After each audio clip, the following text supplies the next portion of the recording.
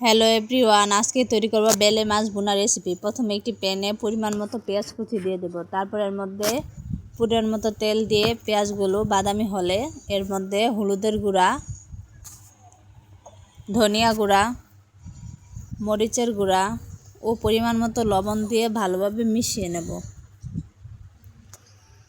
তারপর এর মধ্যে আগে থেকে কেটে রাখা শুটকি দিয়ে দেব। দেওয়া হয়ে গেলে পরিমাণ মতো পানি দিয়ে এর মধ্যে আগে থেকে ধুয়ে রাখা বেলে মাছ দিয়ে দেব এবং নাড়াচাড়া করে ঢেকে দেব কিছুক্ষণের জন্য।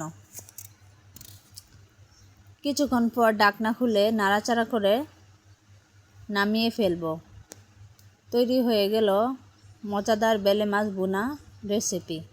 ভিডিওটি ভালো লাগলে অবশ্যই সাবস্ক্রাইব করে পাশে থাকবেন। ধন্যবাদ।